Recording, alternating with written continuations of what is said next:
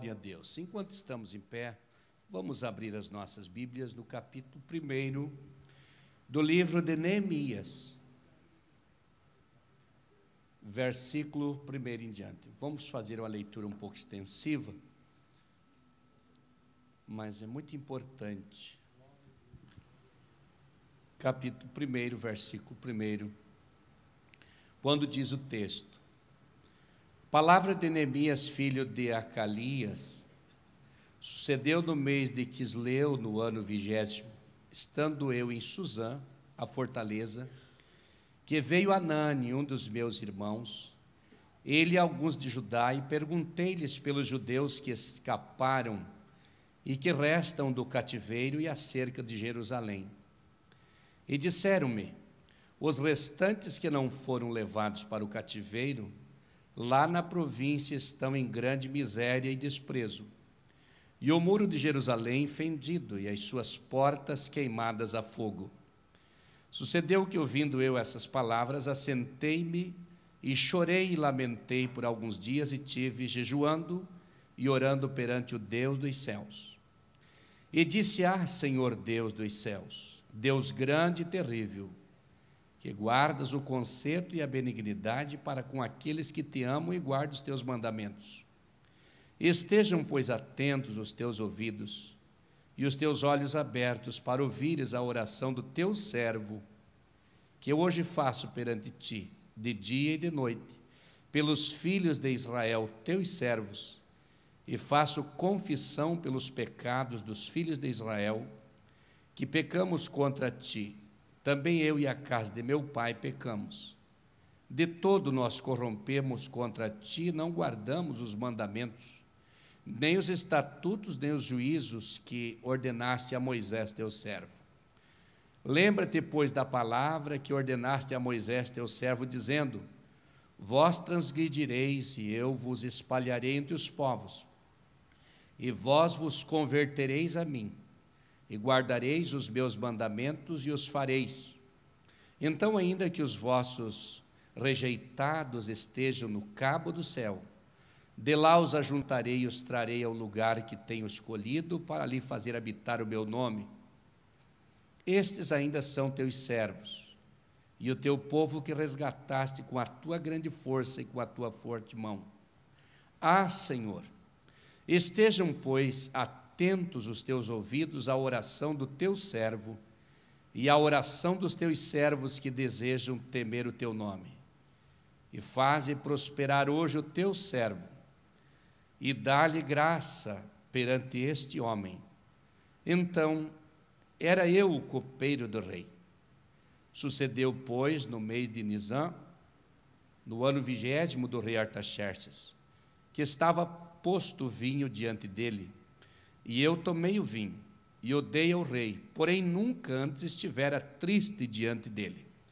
E o rei me disse: por que está triste o teu rosto? Pois não estás doente? Não é isso senão tristeza de coração. Então temi muito em grande maneira, e disse ao rei: viva o rei para sempre.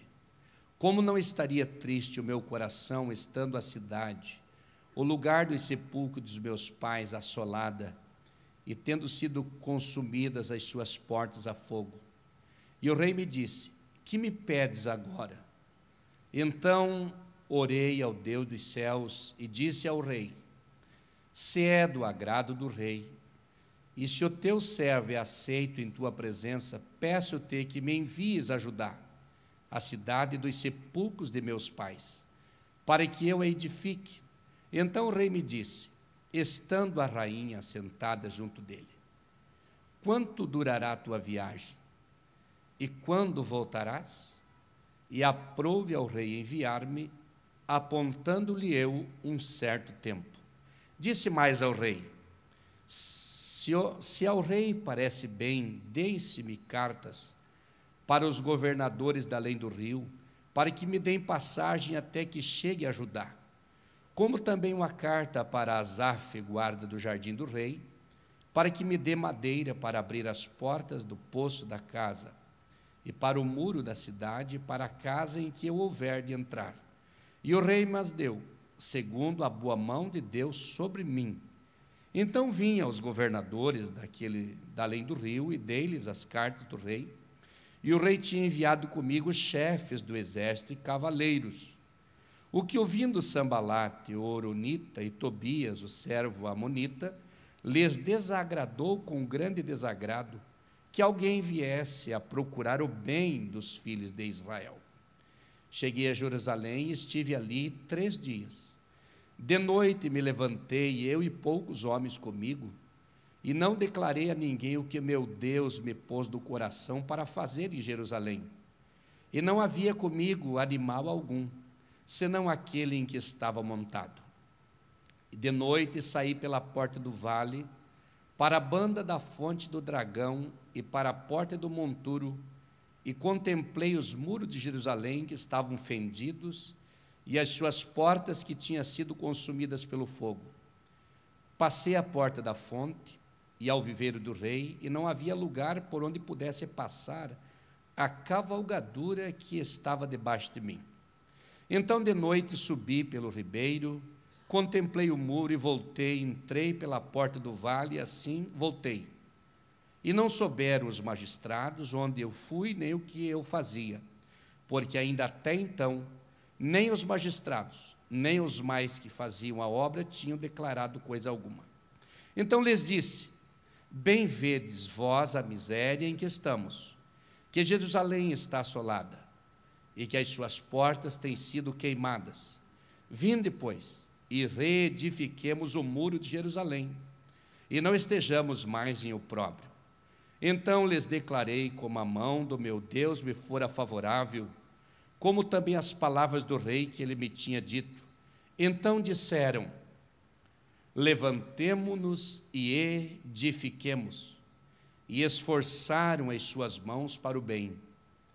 O que, ouvindo Sambalate, o horonita, e Tobias, o servo amonita, e Gesem, o arábio, zombaram de nós, e desprezaram-nos e disseram: que é isso que fazeis? Quereis rebelar-vos contra o rei? Então lhes respondi e disse: o Deus dos céus é o que nos fará prosperar, e nós, seus servos, nos levantaremos e edificaremos, mas vós não tendes parte, nem justiça, nem memória em Jerusalém. Amém. Sentai-vos, queridos. Hoje, pensando no livro de Neemias, me veio ao coração uma palavra muito importante, a palavra relevância. A palavra relevância está no auge. Pessoas relevantes, coisas relevantes, tanto coisas fixas e palpáveis, como coisas que se faz como obras relevantes. Quando se pensa em algo relevante, se pensa em algo de valor, algo que fica. E também se pensa em pessoa relevante. Quem é a pessoa relevante? Pessoa relevante é aquela pessoa com um propósito, aquela pessoa que faz as coisas corretas e as coisas permanecem. Pessoa relevante é que trabalha pelo bem. Pessoa relevante é a pessoa que inspira. Pessoa relevante é a pessoa que serve para mais do que uma coisa. As pessoas relevantes inspiram seus colegas, inspiram sua família, inspiram quem está ao redor de si, porque são pessoas relevantes. A igreja é dotada de pessoas relevantes, porque precisa ser relevante para ter crescimento, para ter sucesso, para ter vitória, precisa ser relevante. Na vida dos negócios, é interessante que as coisas sejam relevantes. Você vai ver uma empresa para comprar, um comércio para comprar, e se aquilo não tem expressão, não tem projeção de crescimento, não tem projeção de funcionamento, não é relevante. Mas quando você tem a visão que funciona, a visão do negócio, que vai dar certo, que alguma coisa ali funciona, então o negócio é relevante. Quando você faz alguma coisa e isso persiste, isso fica, isso funciona, isso cria história, isto amadurece, e isso é relevante. E o que é relevante se divulga, e o que é relevante se prega, e o que é relevante se faz história, porque a relevância tem um valor num contexto geral da história e da situação, e especialmente agora, que está no auge das coisas. Nós estamos trabalhando por uma igreja avivada, uma igreja missional e uma igreja relevante, uma igreja poderosa. E eu escolhi uma vida relevante para nós pensarmos um pouquinho e depois orarmos juntos aqui nessa terça-feira. Neemias, um homem relevante. Esse homem serviria para muitas coisas, mas este homem foi especificamente usado para poucas coisas. Quem era este homem Neemias? Num contexto histórico da sua vida, não era muita coisa. Era mais um que foi com a multidão quando foi levado o povo cativeiro, para o cativeiro de Judá para a Babilônia. No meio daquela aglomeração de povos cativos, foi levado também Neemias. Era simplesmente mais um cativo que estava em Babilônia. Mas Neemias se destacou porque criou uma vida de relevância dentro do palácio. Lá no cativeiro, um homem relevante cresceu. Esse homem cresceu dentro do palácio, se tornou o copeiro do rei. Ele servia o vinho na mão do rei, e esse cargo era de grande relevância, pois só o rei tomava o vinho se o seu servo, o seu copeiro, o experimentava antes, na sua frente. Caso contrário, ele não tomava jamais o vinho, não iria beber, porque precisava ser uma pessoa de confiança, inspiradora, para que o rei aceitasse da sua mão e tomasse o vinho. Neemias era um homem que alcançou essa relevância pela sua seriedade, pela sua capacidade, pelo seu conhecimento, pela sua lisura. Ele alcançou. Não era de família real, como Zorobabel era da família real de Davi. Não era da família sacerdotal, como Esdras era da família sacerdotal. Não era um filósofo, pois na época a filosofia era paralelo com a teologia no contexto de estudo, apesar de estar aquém nos valores, e até hoje é assim. Não era um poliglota, não era um orador, mas ele era um homem de Deus. Ele era um homem relevante nas suas atitudes e nas suas ações. Glória a Deus. O que Neemias fez de relevante? Em primeiro lugar, ele colocou a sua vida no altar de Deus. Neemias ia para a oração. Ele estava no palácio do rei, desfrutando das benesses do palácio, mas o seu coração estava voltado para o seu Deus.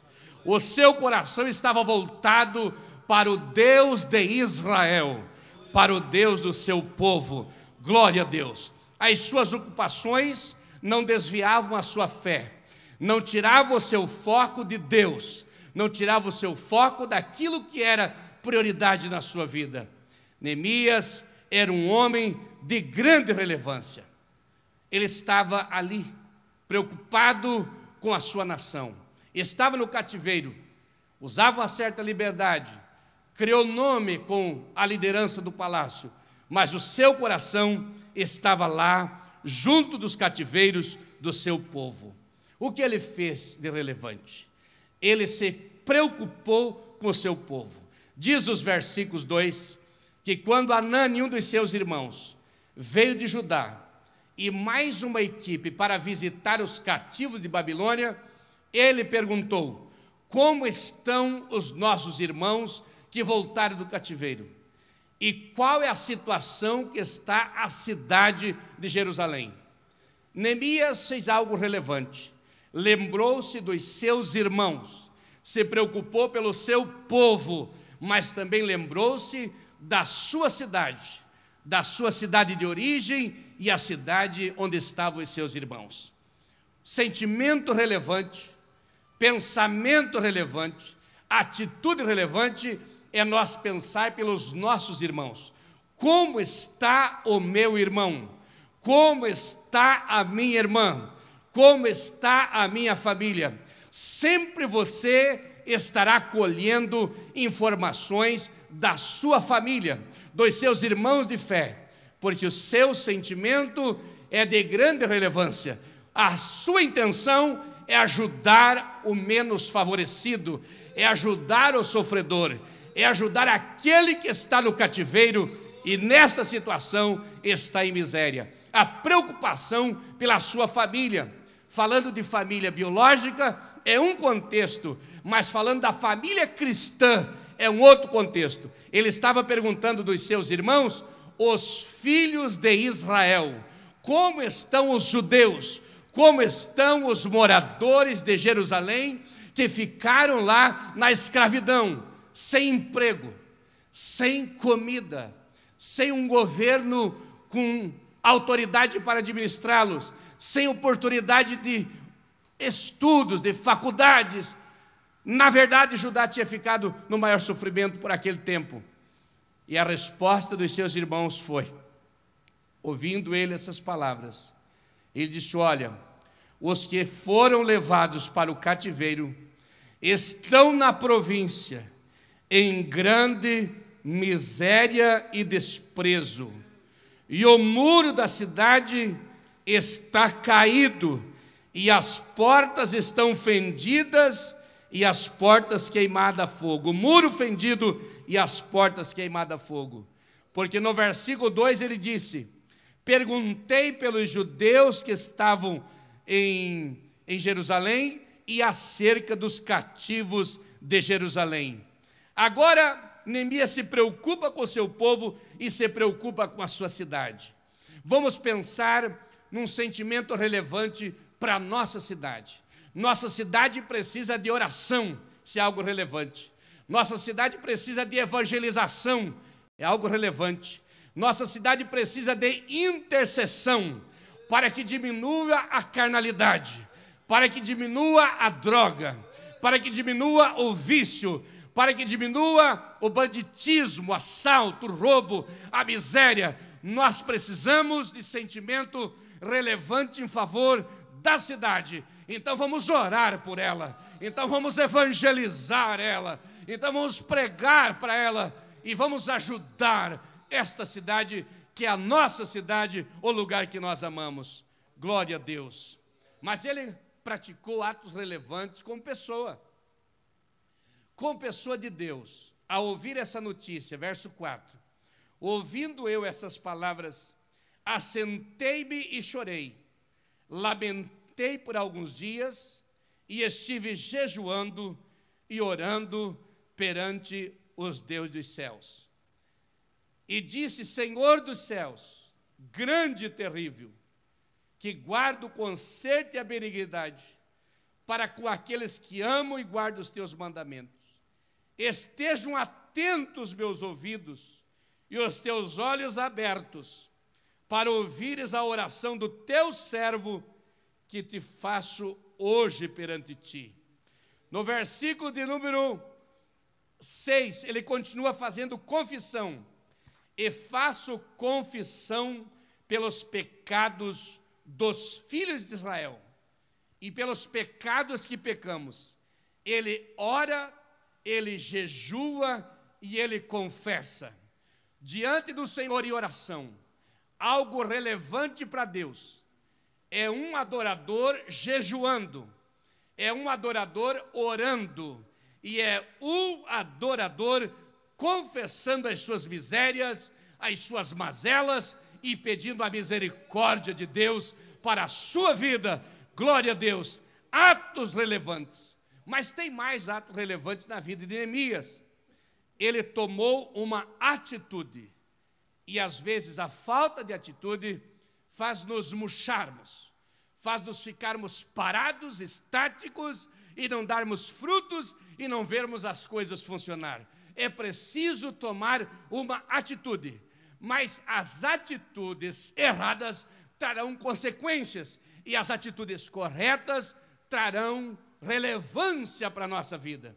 Olhando para Neemias, em primeiro lugar, ele foi a Deus.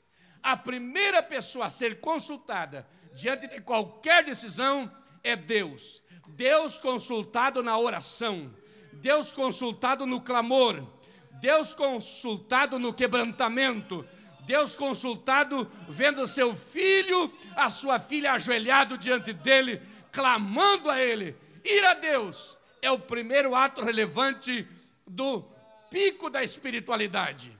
Mas o segundo, ele foi ao rei, ele foi ao seu líder.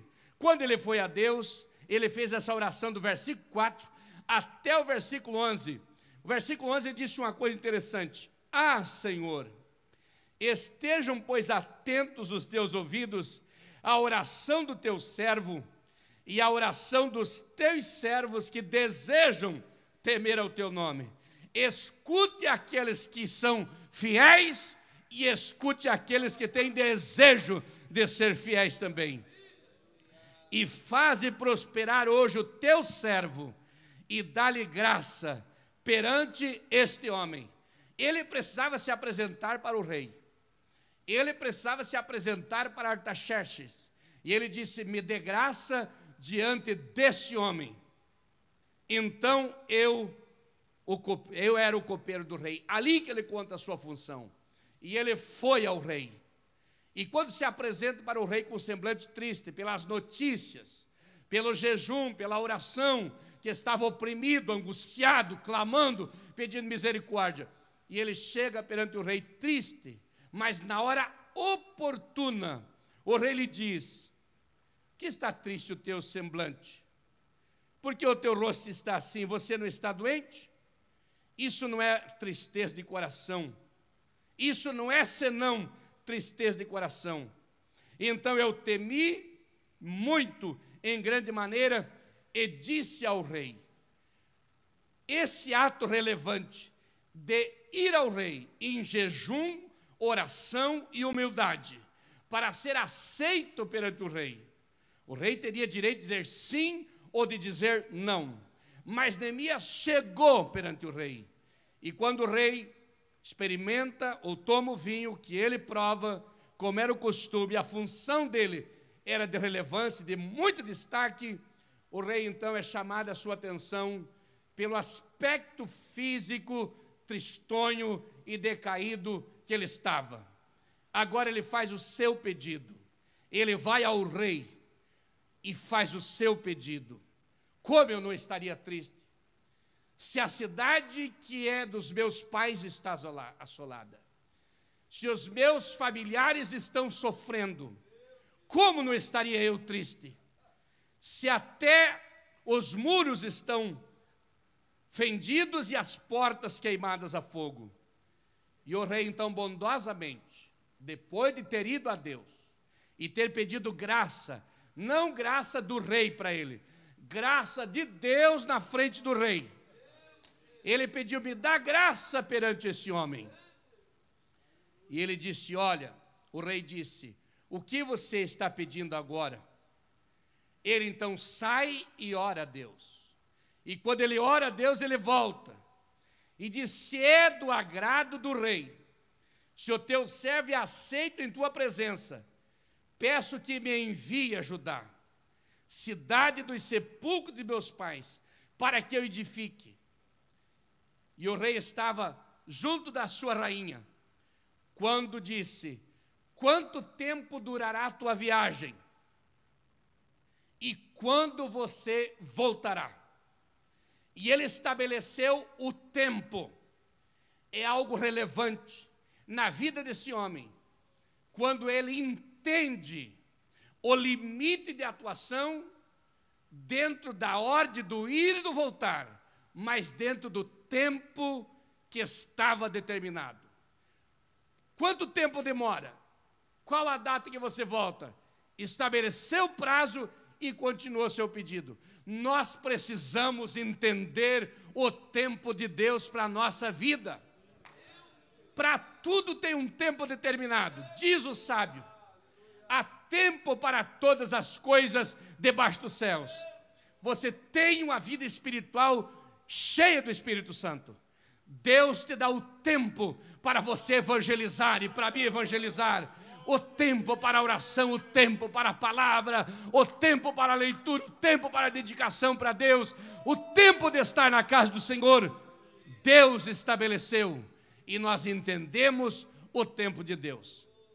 Quando eu converso com pessoas, eu sempre estou tentando orientar com a palavra de conselho, para que não se esqueça que há tempo para todas as coisas. Não pode agir antes, vai errar o negócio, vai errar a profissão. Às vezes até os mocinhos, adolescentes, as meninas, quando querem fazer uma faculdade, quando são muito novos, não têm uma definição concreta o que vão fazer. Precisam consultar um profissional, ouvir bem o pai e a mãe, estudar primeiro bem, porque às vezes aquilo que gosta não é bom para ele. Às vezes aquilo que aprecia no momento, no dia de amanhã, pode não estar apreciando, por não ser relevante para a sua vida. Tudo precisa ser relevante para a vida de cada um de nós. E ele disse, então, se eu posso ir, me dá cartas para me atravessar as terras dos outros reis. Eu vou atravessar alguns governos, alguns territórios.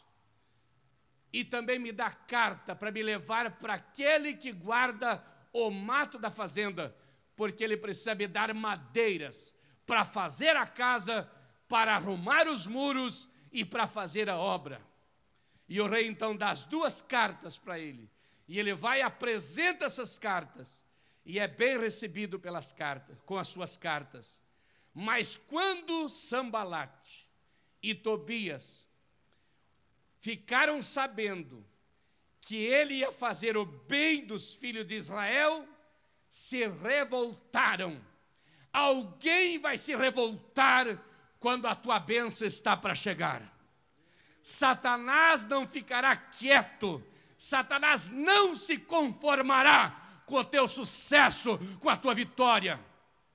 Mas Neemias era um homem de relevância, Neemias era um homem de autoridade, e ele, ao ouvir e saber, diz o verso 10, ouvindo Sambalate o Horonita e Tobias o servo amonita, lhes desagradou com grande desagrado que alguém viesse procurar o bem dos filhos de Israel. Mas ele foi a Jerusalém, mesmo sabendo desta oposição. Ao chegar em Jerusalém, ele saiu de noite para ver a situação da cidade.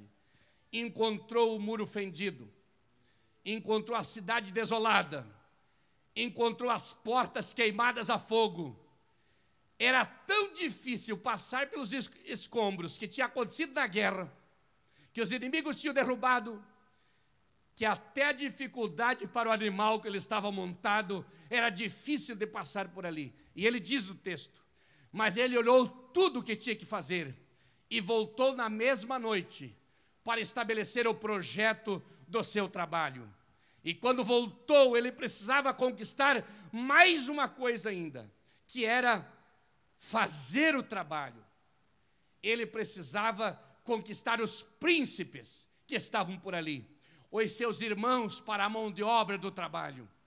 E ele reuniu esses homens e disse, verso 17, vedes vós a miséria em que estamos, que Jerusalém está assolada, que as suas portas estão queimadas. Vinde para reedificarmos o muro de Jerusalém, e não estejamos mais em opróbrio. Então lhe declarei como a mão do meu Deus me fora favorável, como também a palavra do rei foi favorável, que ele me tinha dito. E veja o que os homens disseram, levantemos e edifiquemos, e esforçaram as suas mãos para o bem. Outra coisa relevante na vida desse homem foi convencer os seus irmãos a lhe ajudar no trabalho. Liderança. Um líder consegue convencer seus colegas, seus irmãos, seus amigos para atuar na tarefa, para trabalhar, para fazer as coisas funcionar, para render as coisas. E foi o que aconteceu. Eles se esforçaram e se levantaram junto com ele. Logo, no versículo de número 19, agora estavam começando a obra. Veja o verso 19. ouvindo Sambalate, o Horonita, e Tobias, o servo amonita, e Gesem, o arábio, zombaram de nós, e desprezaram e disseram: que é isso que fazes? Quereis rebelar-vos contra o rei? Veja que nenhum desses fazia parte do povo de Israel. Nenhum desses fazia parte da família israelense. O Sambalate era um governador de Samaria. O Tobias era o escravo liberto, que servia a Sambalate, mas depois também teve um cargo de relevância dentro do governo de Sambalate, lá em Samaria. E o Gesem era um árabe. Eram todas pessoas que não faziam parte da família, do convívio, do ciclo. Eles não tinham prazer de ver a cidade pronta, não tinham prazer de ver os irmãos vitoriosos. Eles queriam e torciam pela derrota. Mas veja o verso número 20.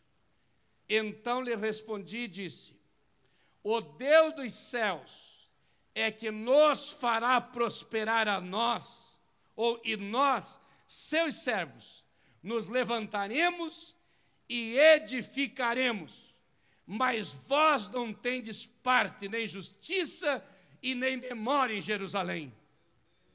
Nós vamos se levantar, nós vamos fazer, nós vamos trabalhar, porque você não faz parte e nem tem memória em Jerusalém. Quando você estiver fazendo algo para Deus, ou para você, ou para a sua família, as oposições se levantarão, mas a tua atitude relevante dominará e a obra será concluída, porque Deus é maior do que a oposição, porque Deus é maior do que os demônios, porque Deus é maior do que toda a força contrária. Fique em pé para nós orar agora.